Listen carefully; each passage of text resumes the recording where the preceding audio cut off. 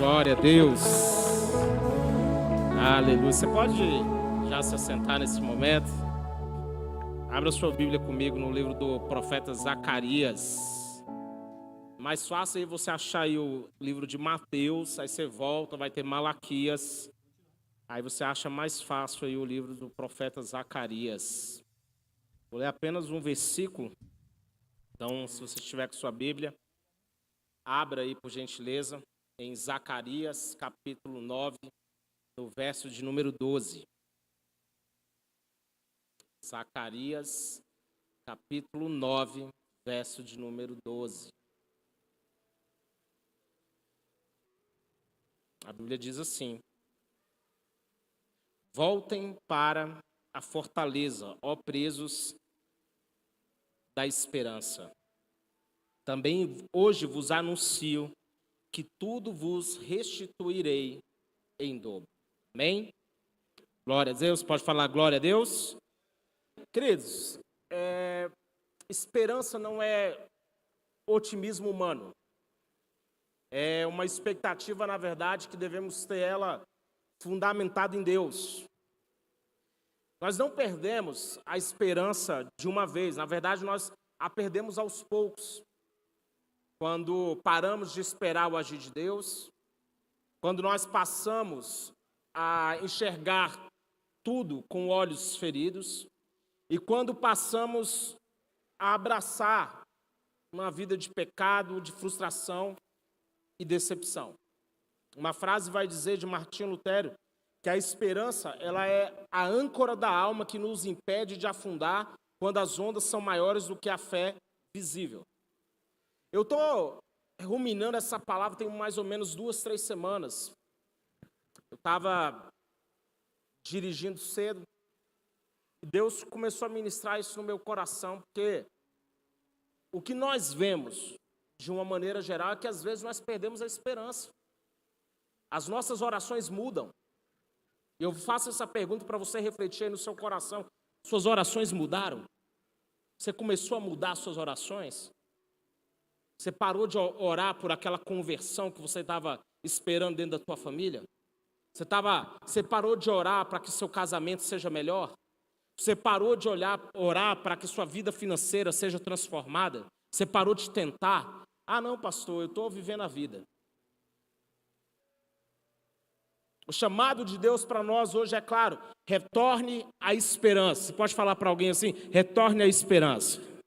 Esse não é um convite genérico, é um chamado para retorno. Isso não é Deus falando com quem perdeu tudo, mas sim com aqueles que ainda estão presos à esperança, mesmo ferido. Porque tem pessoas que estão assim, elas continuam na igreja, elas continuam servindo, elas continuam caminhando, mas elas já não esperam mais nada. Vem para a igreja, mas não espera mais nada. Irmão, eu faço novamente essa pergunta: quando nós paramos de esperar o agir de Deus? Quando nós paramos de esperar uma intervenção divina nas nossas dificuldades, nos nossos problemas? Nos acostumamos com a falta de milagre. Nos acostumamos com a falta de intervenção divina e vivemos um evangelho baseado unicamente no um dia. Um dia Deus vai fazer. E chamamos isso de fé. E às vezes a única coisa que nós estamos fazendo, sabe o que é? Acomodando a nossa incredulidade. Nós estamos deixando a nossa incredulidade mais confortável. Porque quando eu falar um dia vai acontecer, eu estou tirando todo o peso. Eu não preciso ter fé agora, pastor. Eu não preciso ver nada acontecer na minha vida agora. Um dia vai dar certo. Um dia eu vou ter aquele emprego que eu sonhava. Um dia os meus projetos. Um dia os meus projetos vão dar certo. E aí a vida vai passando, o tempo vai passando, entra ano, sai ano, e você vai acumulando apenas um pedaço de papel onde você escreveu algumas coisas em um dia. Mas hoje eu quero deixar uma palavra de Deus para a sua vida. Nós vamos voltar para o lugar da fortaleza. Nós vamos voltar para o lugar onde a esperança está viva. Quantos aqui querem ver ainda as coisas na sua vida acontecendo, rompendo? Eu quero profetizar que Deus não tem algo um dia só para manifestar na sua vida. Deus tem um tempo de favor sim para manifestar. Ele vai agir no agora, Ele vai agir nessa semana, Ele vai agir nesse próximo mês, Ele vai agir em 2026. Não vai ser apenas um dia, nós vamos ver o agir de Deus nas nossas vidas. Provérbios capítulo 4, verso 23, ele fala: sobre tudo que você deve guardar, guarda o seu coração. Por quê? Porque do teu coração procede as fontes da vida. Por que ele manda guardar o coração? Porque é onde tudo começa. Preste atenção, existe uma diferença entre estar preso e estar protegido. Porque fortaleza aqui não é fuga, mas é posição espiritual. Não é fuga. A fortaleza, ela não é para nos isolar da luta, mas definir aonde nós vamos lutar. E às vezes nós estamos no campo de batalha errado. Às vezes nós levamos a nossa batalha para o lugar errado. Nós estamos aí no meio da polêmica das havaianas, né? Pé direito, pé esquerdo. Irmão, eu quero dizer para você, comece aqui na virada, quando nós estamos aqui fazendo o culto da nossa virada, nós fazemos nos ajoelhar. Porque nós escolhemos entrar no ano seguinte de joelhos na presença de Deus, porque nós sabemos que nós vencemos a nossa batalha primeiramente lá, em oração, na batalha espiritual, com os nossos joelhos dobrados. Você tem que mudar o lugar onde você está batalhando. Às vezes nós estamos levando as nossas batalhas para as redes sociais. Às vezes nós estamos levando as nossas batalhas para o terreno das emoções, e aí você vai perder, irmão.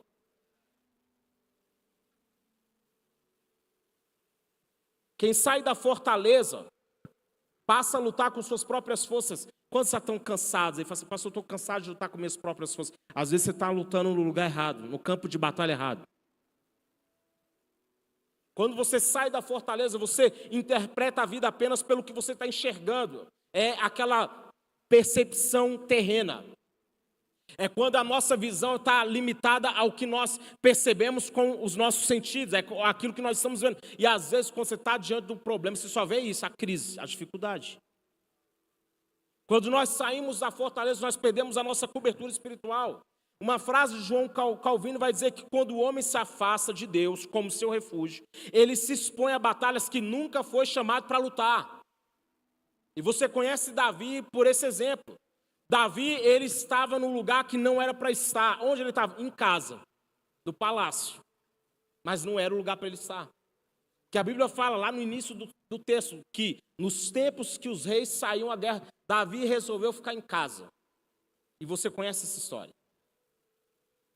No Salmo 18, verso 2, diz assim: que o Senhor é a minha rocha, a minha fortaleza, o meu libertador, o meu Deus, o meu rochedo em quem eu me refugio, o meu escudo, a força da minha salvação, o meu alto refúgio. A decisão que nós devemos tomar é onde nós travaremos as nossas batalhas.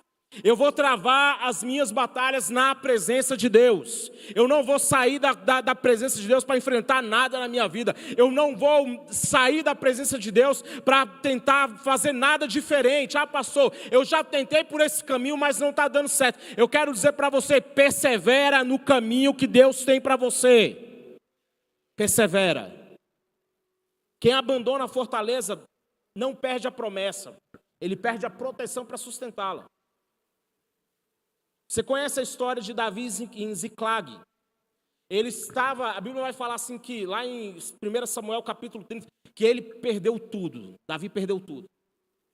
Foram levados seus bens, foram levadas suas esposas. E a Bíblia vai dizer assim que ele chorou até não ter mais força. Mas lá no verso 6 fala assim, que Davi se fortaleceu no Senhor. Eu quero profetizar essa palavra para o seu fim de ano. Se fortaleça no Senhor. Para as batalhas que nós vamos ter em 2026, levanta suas mãos e fala assim: eu vou me fortalecer no Senhor. Eu vou estar ancorado no Senhor. Eu não vou me desviar, eu não vou sair da presença dEle, porque é Ele quem me dá forças, é Ele quem vai me capacitar, é Ele quem vai me renovar. Eu vou permanecer na presença do Senhor. Davi chorou chorou até não ter mais força, mas a Bíblia fala assim, que ele se fortaleceu no Senhor. A dor veio, a perda veio, mas ele escolheu, não vou sair da presença de Deus. Não saia da presença de Deus. Deus chama aqui de presos, aqueles que ainda não desistiram, prisioneiros da esperança. Preso aqui não é alguém derrotado, mas é alguém que está amarrado à promessa mesmo ferido. É alguém que o diabo tentou roubar, porque é isso que o diabo faz, irmão. O diabo, ele tenta nos prender na nossa dor. Deus, ele nos aprisiona na esperança. O diabo quer te manter, sabe, nessa ferida que você sofreu. Ele quer que ela fique aberta. Ele quer que você fique, porque não é ele que cutuca, não, é você, tá? Ele quer que você fique ali remoendo ela. A ferida, a mágoa, o problema mal resolvido, a situação que você não consegue perdoar. E isso vai o quê? Te adoecendo. E às vezes nós estamos prisioneiros das dores. Nós estamos prisioneiros das mágoas. Nós estamos prisioneiros de um passado mal resolvido, de coisas que não deram certo. Fala para o seu irmão assim hoje, deixa para trás. Deus tem esperança para você. Deus tem um futuro para você. Você acredita nisso em nome de Jesus? Uma frase assim, o autor vai dizer que a fé verdadeira não solta as promessas de Deus, mesmo quando o coração está ferido. Presos da esperança são aqueles que ainda seguram a palavra quando tudo tenta arrancá-lo. Irmãos, às vezes o impasse é justamente esse. Continuar profetizando, mas quando olha para o cenário atual, às vezes essa é a batalha.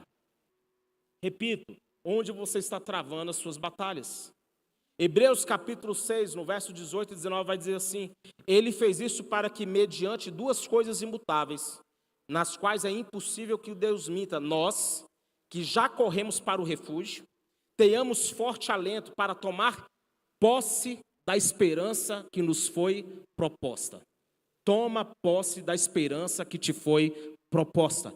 Temos essa esperança por âncora da alma. Olha que texto poderoso. Nós temos essa esperança por âncora da alma, segura e firme, e que entra no santuário que fica através do véu. Vou repetir, a esperança como âncora da alma. Eu tenho algo que me sustenta na presença de Deus. É o quê? É a esperança que eu sirvo um Deus que não mente. Eu tenho uma âncora, uma esperança que é uma âncora na minha alma que diz que Ele pode fazer o impossível na minha vida. Eu tenho uma esperança que é uma âncora na minha vida, que são as promessas de um Deus que não falha, de um Deus que diz que ia fazer e vai fazer, que ia abrir a porta e vai abrir, que ia libertar e vai libertar. Nós servimos um Deus que não mente, que não falha nas suas promessas, na sua palavra.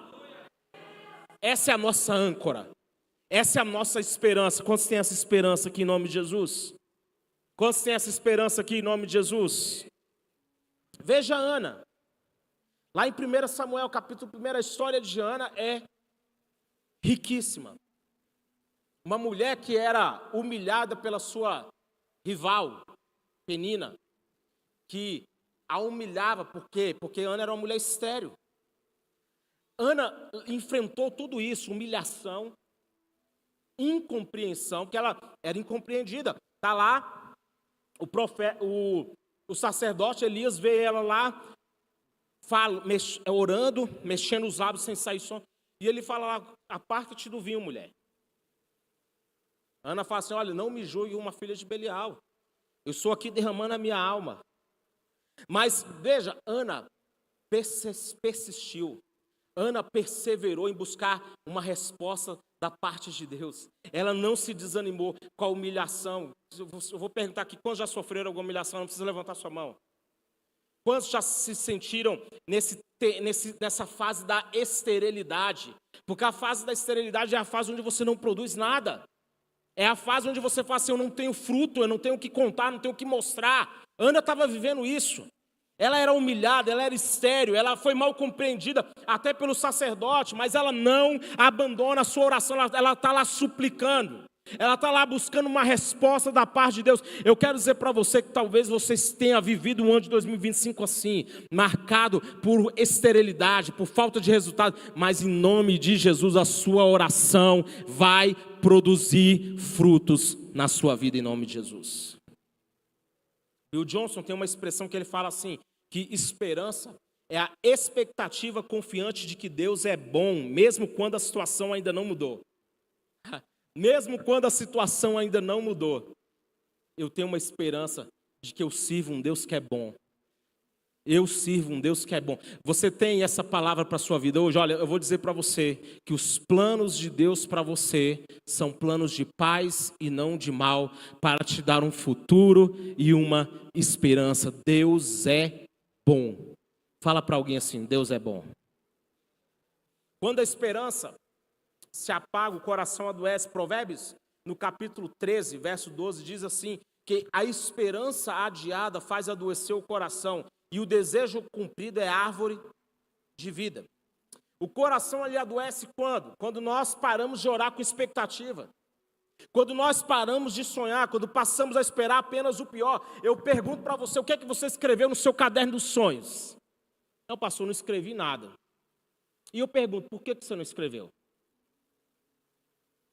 Falta de expectativa? Falta de ânimo? Falta de desejo de sonhar? Porque isso aqui não é para ser uma coisa religiosa.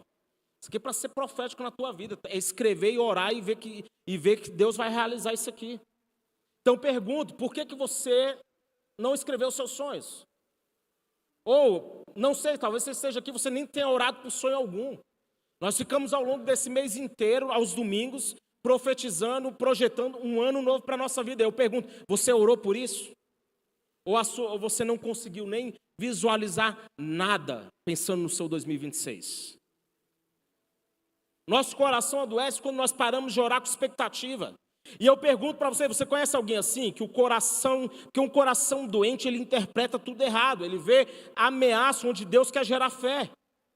Uma frase de Martinho Lutero, ele fala assim, que onde não há esperança, a fé se cala e o coração adoece.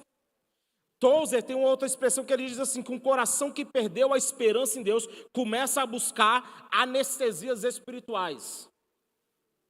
Quando o coração adoece, quando perde a esperança, porque não é a dor que mata, é o quê? É a falta de esperança dentro dele. Por que um casamento afunda? Por quê? Porque quando se perde essa esperança de que as coisas possam mudar. Quando você começa a afundar na sua vida espiritual, quando você começa a interpretar que as suas orações não estão sendo respondidas, não adianta, estou perdendo meu tempo. Mateus capítulo 6, no verso 22, Jesus fala assim, que os olhos são a lâmpada do corpo. Se os seus olhos forem bons, todo o seu corpo será cheio de luz. Se, porém, os seus olhos forem maus, todo o seu corpo estará em trevas. Portanto, se a luz que existe em você são trevas, que grandes trevas serão? Pergunto para você, como estão os seus olhos? Qual é a sua percepção dos seus projetos?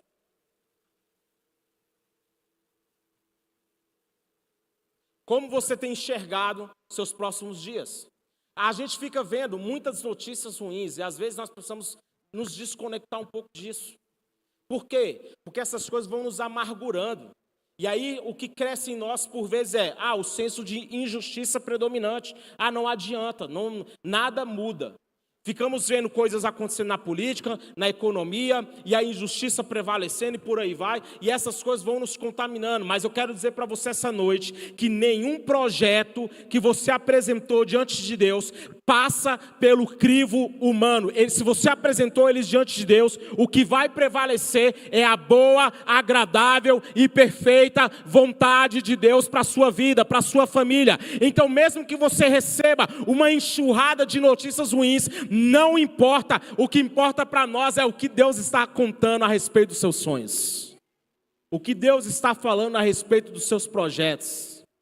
Como foi dito aqui essa noite, agrada-te do Senhor e Ele satisfará os desejos do teu coração.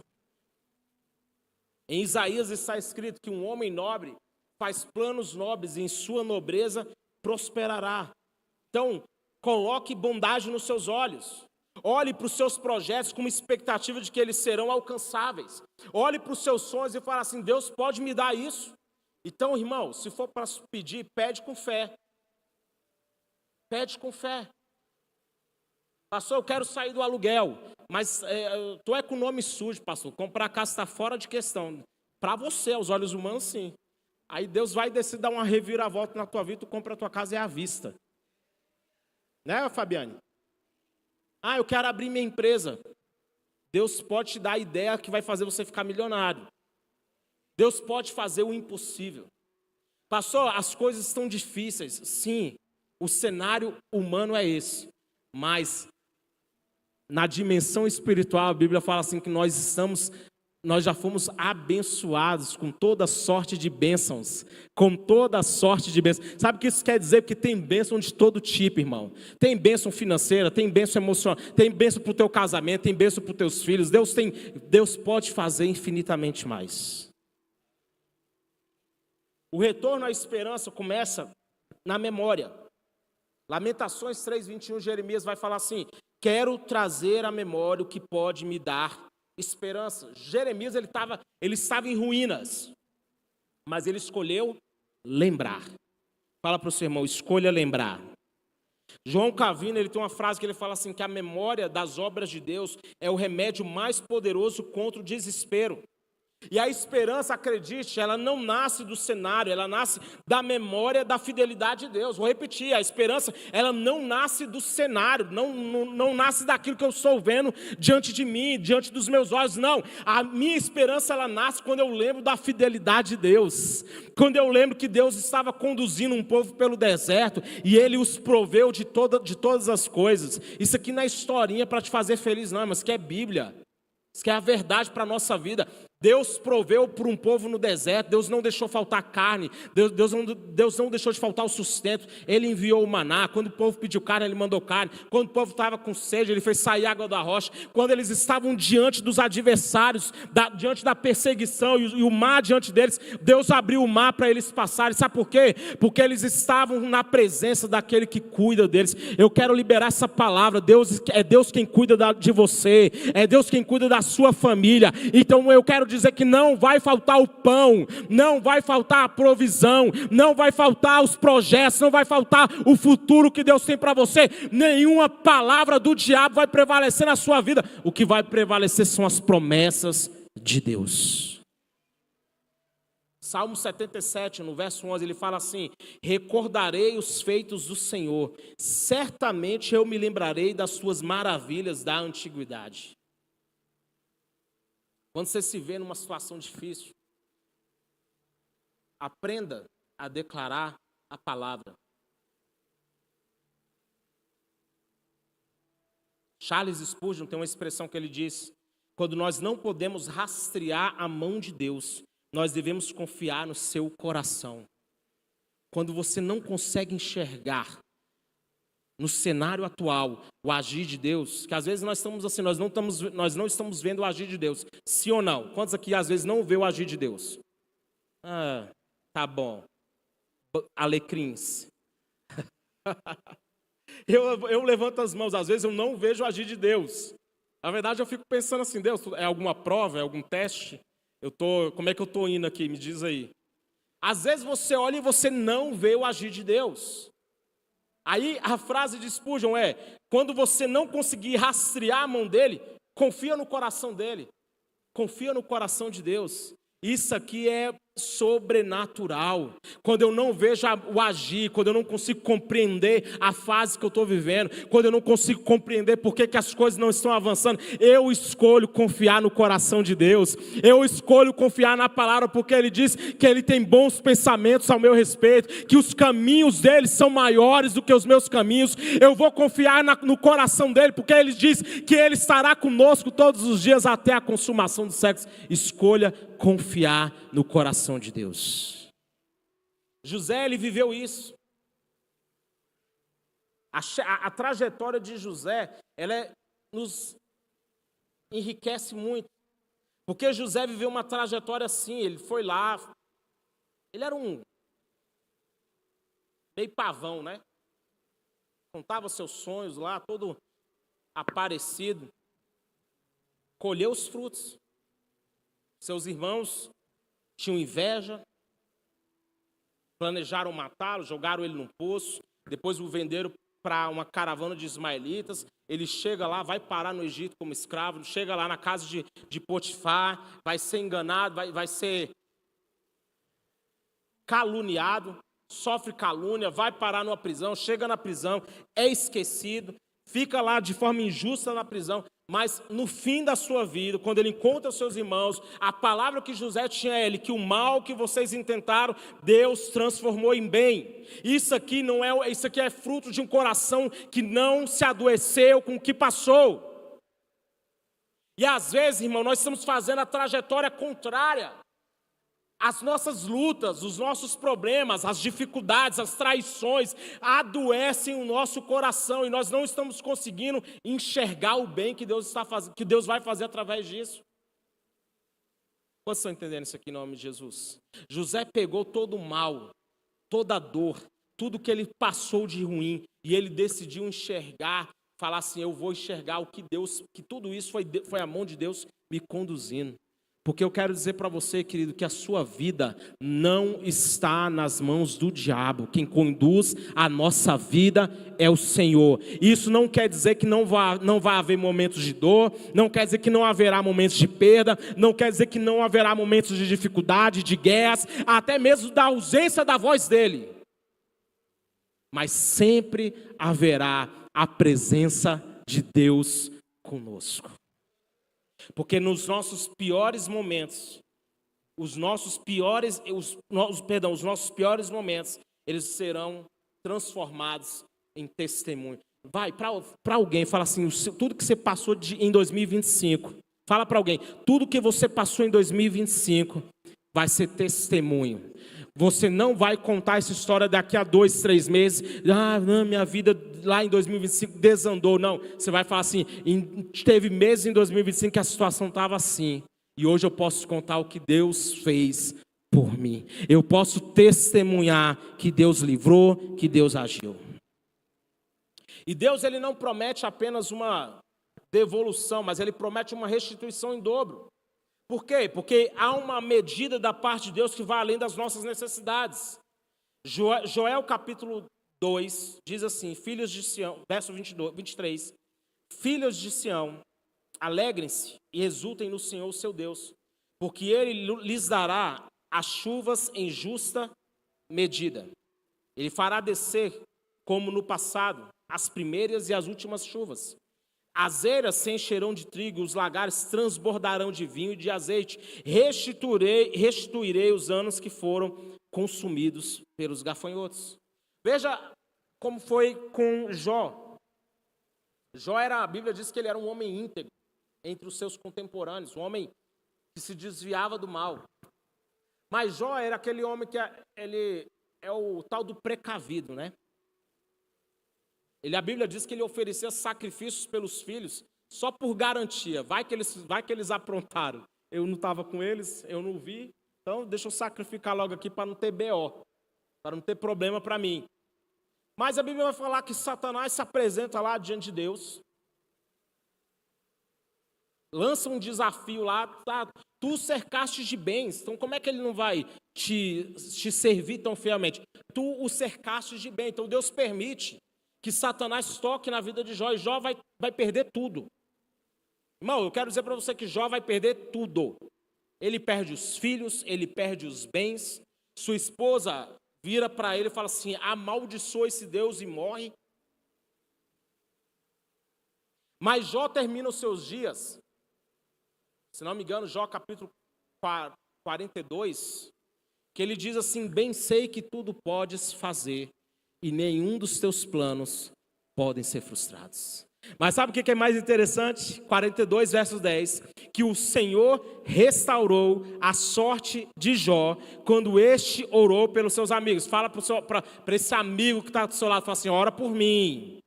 Porque quando você ora por algum amigo seu, Deus pode te restituir, Deus pode restaurar a tua sorte. O Senhor restaurou a sorte de Jó quando este orou pelos seus amigos. E o Senhor lhe deu o dobro de tudo que tinha antes. Deus não deu apenas a devolução do que foi roubado, Deus deu em dobro. Sabe por quê? Extravagância divina. Porque quando você pensa que Deus quer te abençoar, às vezes, orando pelo seu projeto, você fala assim, Senhor, eu quero poder sair do aluguel. Você apresentou seus sonhos. Eu quero poder quitar meu carro, eu quero poder trocar de carro. Aí Deus vai te surpreender. Ele não te deixa, ele não permite só que você troque de carro do mesmo ano. Ele te permite experimentar algo ainda melhor. Deus permite que você tá orando para que o seu ministério cresça. Aí você fala, tá aí todo bichinho de Jacó. Aí Deus vai começar a usar você no louvor, na palavra, e sua voz vai explodir nesse Brasil. Amém ou não amém? Quantos estão entendendo isso aqui, irmão? Deus faz em dobro para mostrar que Ele é Deus. Deus restitui em dobro para mostrar que Ele é fiel. E que Ele faz e pode fazer na nossa vida infinitamente mais de tudo que pedimos ou pensamos. Porque Deus não tem apenas a medida da sua necessidade para te abençoar. Ele faz mais, Ele derrama mais e Ele tem muito mais para manifestar. Deus vai te dar um novo tempo. As colheitas que foram roubadas, elas vão ser restituídas. Os anos que foram roubados vão ser restituídos. Você já teve isso aqui, essa impressão de anos na sua vida que parece que não foram vividos?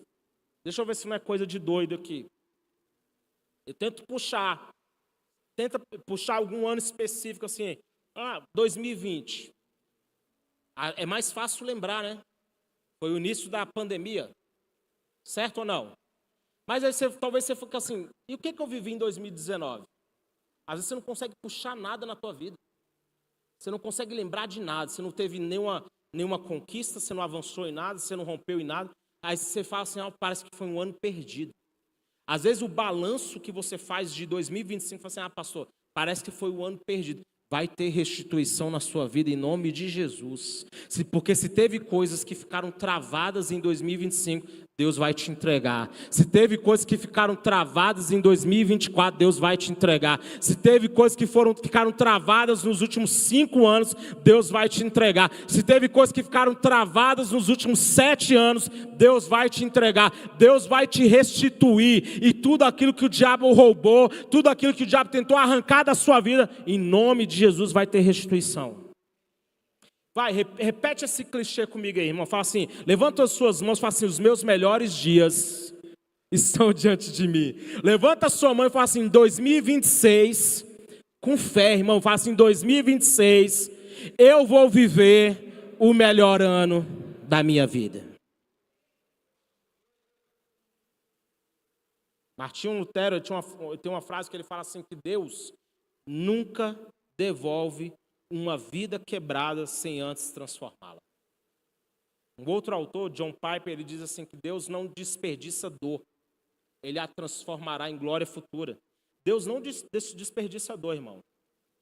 Não desperdiça. Se você der lugar para Ele, essa dor aí vai virar ministério, essa dor vai virar propósito, vai virar testemunho. Nós precisamos renovar as nossas esperanças. Nós precisamos renovar a nossa expectativa em Deus. Retornar à esperança é uma decisão e não um sentimento. Guardamos, Hebreus capítulo 10, verso 23 diz assim, guardemos firme a confissão de esperança, sem vacilar, pois quem fez a promessa é fiel. Porque esperança, como eu disse, não é questão de sentir, mas é confessar. Porque a esperança ela não nasce da ausência de lutas, mas da decisão de permanecer firme na promessa. Meu coração está guardado em Deus. É permanecer mesmo quando o cenário não mudou, quando as respostas ainda não vieram, é permanecer firme na promessa.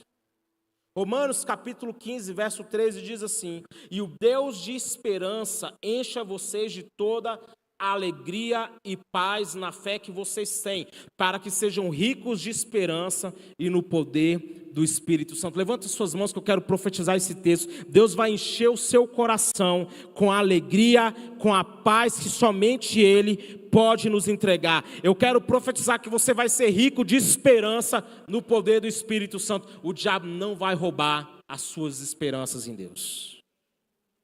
Eu quero concluir. Hoje, Deus não está perguntando o que você perdeu. Mas a pergunta é se você ainda está preso à esperança. Porque quando nós voltamos à fortaleza, a nossa fé é restaurada, nossa visão é curada, a nossa história ela é reescrita. Em Isaías capítulo 40, verso 29, diz assim, que ele fortalece o cansado e multiplica as forças aos que não têm nenhum vigor.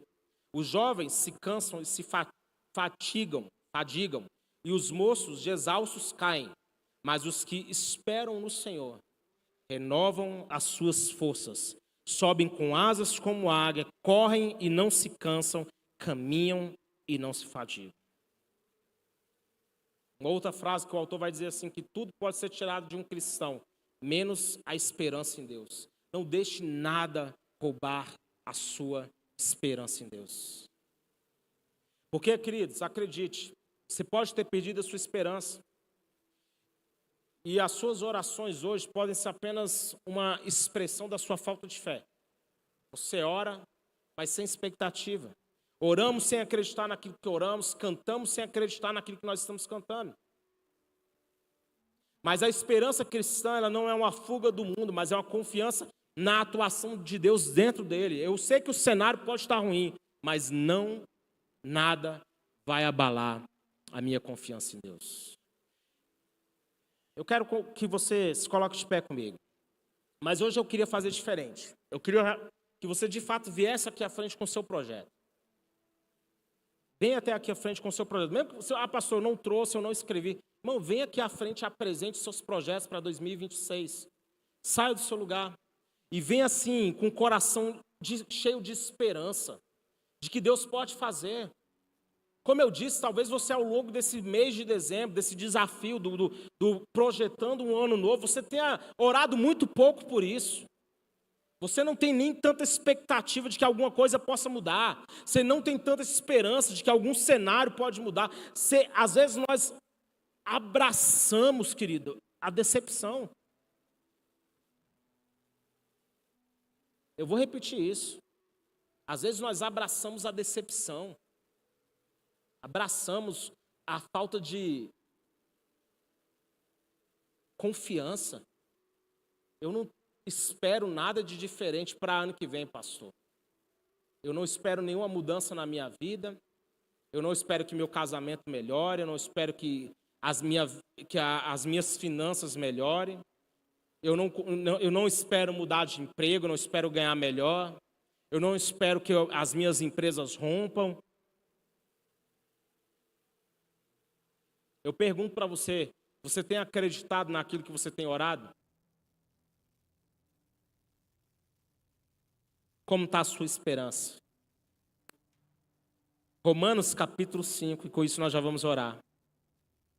E não somente isso, mas também nós nos gloriamos nas nossas tribulações, sabendo que a tribulação produz perseverança, que a perseverança produz experiência, a experiência produz esperança. Ora, a esperança não nos deixa decepcionados. Deus não vai te deixar decepcionado. Porque o amor de Deus é derramado em nossos corações pelo Espírito Santo que nos foi dado. Não é convencimento humano. É o Espírito Santo aí que vai ministrar no seu coração essa verdade para a tua vida. Você não vai ficar decepcionado. Seus sonhos, eles não vão chegar numa fase onde eles não vão dar em nada. Não. Ore pelos seus projetos, ore com convicção de que você pode viver através dessa sua oração uma mudança na tua história. Volte a orar com esperança, volte a ter esperança no Deus que você serve, volte a ter esperança de que você está na presença daquele que te ama, que te conhece, que cuida de você, volte a ter esperança de que Ele está olhando para você com bons olhos, que os planos dEle para você são bons. Olhe, tenha esperança na palavra, na promessa, tenha esperança que Deus não mente, Deus não é homem para mentir, não é filho do homem para se arrepender. Vai acontecer na sua vida em nome de Jesus. Feche seus olhos. Eu queria que desligasse as luzes, por gentileza. Levanta aí, feche seus olhos, ora, apresenta o seu projeto. Comece a orar. Senhor, eu tenho muitos projetos e eu os apresento aqui na tua presença. Eu apresento porque eu sei que que vai cumprir na minha vida é o que está na tua palavra. É o Deus que eu sirvo que determina como vai ser minha vida. Não interessa como está o cenário hoje.